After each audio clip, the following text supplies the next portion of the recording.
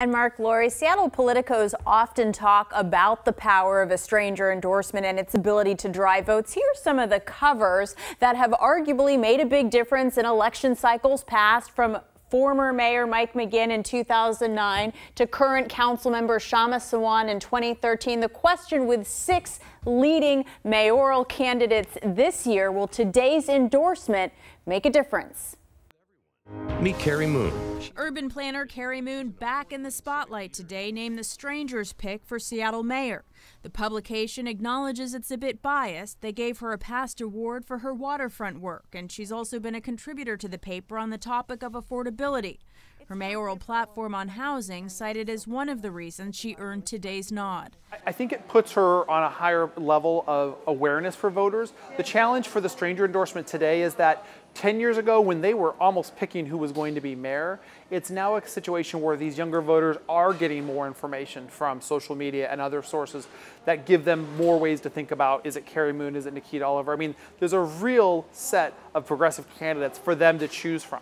In fact, attorney organizer Nikita Oliver split the Stranger editorial board. She received her own dissent write-up and also got the Seattle Weekly's endorsement today, which comes on the heels of her win last night at Candidate Survivor. Let's kick it on off. While all candidates on the stage consider themselves strong progressives, former U.S. Attorney Jenny Durkin emerged as the establishment candidate early on in this race, endorsed by the Chamber's Political Action Committee and this week a key labor union, as well as the Seattle Times. If you're endorsed by the Seattle Times, it comes with a little bit of a stigma of you're the establishment candidate, where there is no downside from a stranger endorsement.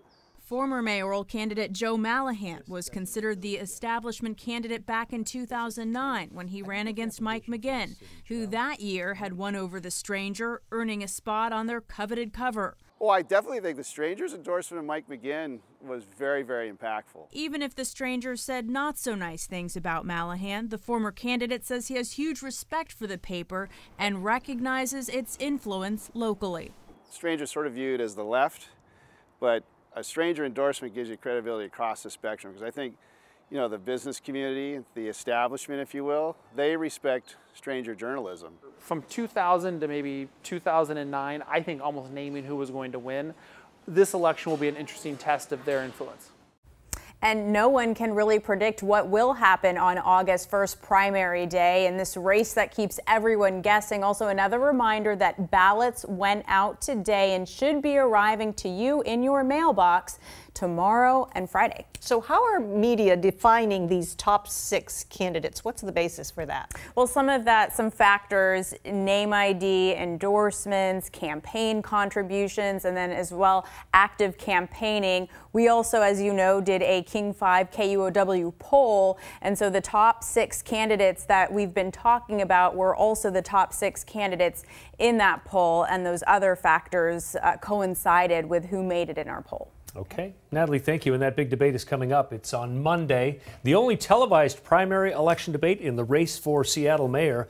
Those 6 leading candidates will face off live Monday night at 6:30 on King 5 and on KUOW Public Radio. Then, after the debate at 8, we'll keep the discussion going live during the Seattle Mayoral Debate Extra on king5.com and our King 5 mobile apps.